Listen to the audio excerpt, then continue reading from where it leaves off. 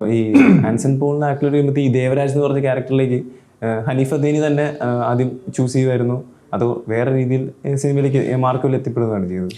ഈ സിനിമയിൽ ശരിക്കും പറഞ്ഞാൽ ഞാൻ ഏറ്റവും അവസാനമാണ് ഈ ക്യാരക്ടറിലോട്ട് വരുന്നത്. ബേസിക്കലി ഞാൻ ഈ സിനിമയുടെ ഭാഗമാണ്, പ്രൊഡക്ഷൻ്റെ ഭാഗമായിട്ട് ചാക്കയുടെ കൂടെ തന്നെ ഉണ്ട്. എന്ന് വെച്ചാൽ ഞാൻ വേറെ അന്യഭാഷ സിനിമകൾ ചെയ്തുകൊണ്ടിരിക്കുമായിരുന്നു, പിന്നെ ബാഡ് ബോയ്സ് മലയാളം ചെയ്തുകൊണ്ടിരിക്കുമായിരുന്നു. അപ്പോൾ അതിൻ്റെ നടുക്കിലാണ് ഈ സിനിമയുടെ ഷൂട്ടിംഗ് നമ്മൾ പ്ലാൻ ചെയ്തത്. പിന്നെ പെട്ടെന്നാണ് ഈ ക്യാരക്ടർ ശരി ഓക്കെ ആൻസിനെ വെച്ച് ചെയ്താൽ നന്നായിരിക്കും എന്ന് ഹനീഫൊക്കെ പറയുണ്ടായി. പക്ഷേ എൻ്റെ അടുത്ത് പുള്ളിക്കാരൻ പറഞ്ഞു ഇത്രയേ ഉള്ളൂ, നിൻ്റെ ഡേറ്റ്സും കാര്യങ്ങളൊക്കെ ഉള്ള കാരണം നമുക്ക് വളരെ കുറച്ച് ദിവസം കൊണ്ട് ഒരു സാധനം ചെയ്യാം, പക്ഷേ നല്ല രീതിയിലുണ്ടായിരിക്കും. വെറുതെ വന്നു പോകുന്നൊരു ക്യാരക്ടർ അല്ലായിരുന്നു, ശ്രദ്ധിക്കപ്പെടുന്ന ഒരു ക്യാരക്ടർ തന്നെയായിരുന്നു സിനിമയിൽ. അതെ അതെ. അപ്പോൾ അത് എനിക്ക് കുറച്ചും കൂടി കൂടുതൽ അഭിനയിക്കണമെന്നുണ്ടായിരുന്നു, കൂടുതൽ ഉണ്ടാവണമെന്നുണ്ടായിരുന്നു. പക്ഷേ ബാക്കി സിനിമകളൊക്കെ ചെയ്യുന്നതിനും എനിക്ക് അതിൻ്റെ സമയം കിട്ടിയില്ല. അപ്പോൾ അങ്ങനെ ഒരു രസമായിട്ടുള്ളൊരു ക്യാരക്ടറാണ്, ഒരു കുറുക്കൻ്റെ ഒരു സ്വഭാവം ഉള്ളതാണ് ദേവരാജ്. പിന്നെ ദേവരാജ് എന്ന് പറഞ്ഞ ഈ പേരും എനിക്ക് ഭയങ്കര ഇഷ്ടമാണ്. നമ്മുടെ ദളപതിക്കകത്ത് മമ്മൂക്കയുടെ Devaraj. So Devaraj is always close to. അതുപോലെ ഈ കോആക്ടേഴ്സ് ഇപ്പോൾ ജഗദീഷന്റെ കൂടെ സ്ക്രീൻ അഭിനയിച്ചു. അദ്ദേഹത്തിന്റെ ഒരു ഗംഭീര പെർഫോമൻസ് ആണ് സിനിമയിൽ നമ്മളെല്ലാവരും കണ്ടത്. പിന്നെ ഷമി തിലകിന്റെ മകനെ അഭിമന്യു തിലക്, അങ്ങനെ ഒരു പുള്ളിയുടെ കഥാപാത്രം ഒരുപാട് ചർച്ച ചെയ്യപ്പെടുന്നുണ്ട്. അതുപോലെ തന്നെ ആൻസൺ പോളിന്റെ റോൾ ചർച്ച ചെയ്യപ്പെടുന്നുണ്ട്. എങ്ങനെയായിരുന്നു അവരുടെ കൂടെ എക്സ്പീരിയൻസ് എങ്ങനെ ഉണ്ടായിരുന്നു?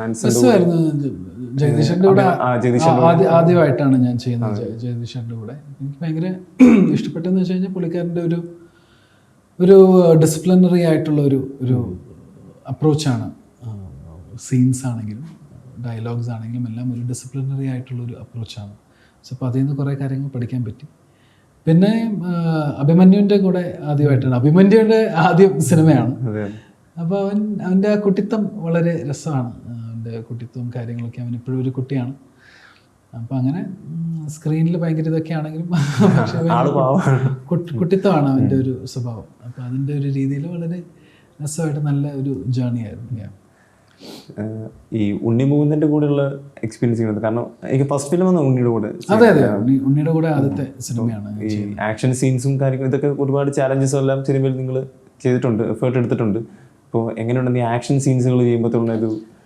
എനിക്ക് ഉണ്ണിക്കായിട്ട് അങ്ങനെ വലിയ ആക്ഷൻ സീൻസ് ഇല്ല. പക്ഷെ ഞാൻ ഈ ലൊക്കേഷനിലൊക്കെയും ഞാൻ എൻ്റെ വേറെ സിനിമകളുടെ ഷൂട്ടില്ലാത്ത സമയത്തൊക്കെയും ഞാൻ ഈ സിനിമയുടെ ലൊക്കേഷൻസിലൊക്കെയും വന്നിട്ടുണ്ട്.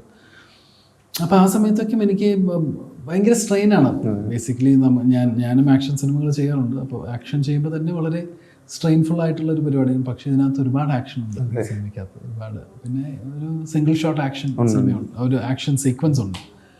ആ സീക്വൻസൊക്കെ ചെയ്ത് ഭയങ്കര ബോഡി ടയറിങ് ആയിട്ടുള്ള ഒരു സാധനം വളരെ എഫേർട്ട് എടുത്ത് വളരെ രസമായിട്ട് അതിൻ്റെ വളരെ ഭംഗിയായിട്ടാണ് ചെയ്തേക്കുന്നത്. സോ കാണാൻ വളരെ രസമായിരുന്നു. അത് ചെയ്യുന്ന കാണാനും രസമായിരുന്നു. മേക്കിംഗ് വീഡിയോ കാണുമ്പോൾ നമുക്കും ഒരു അത്ഭുതമായിരുന്നു. അത് എനിക്ക് തോന്നുന്നു അങ്ങനത്തെ ഒരു ആക്ഷൻ ഞാൻ അങ്ങനെ കണ്ടിട്ടില്ല. അപ്പോൾ ഞാൻ അങ്ങനത്തെ ഒരു ആക്ഷൻ പരിപാടി കണ്ടിട്ടില്ല. അപ്പോൾ അതുകൊണ്ട് എനിക്കും ഭയങ്കര ഇൻസ്പിറേഷൻ ഉള്ള ഒരു മൊമെൻ്റ് ആയിരുന്നു ഉണ്ണി ചെയ്തേക്കുന്ന ഒരു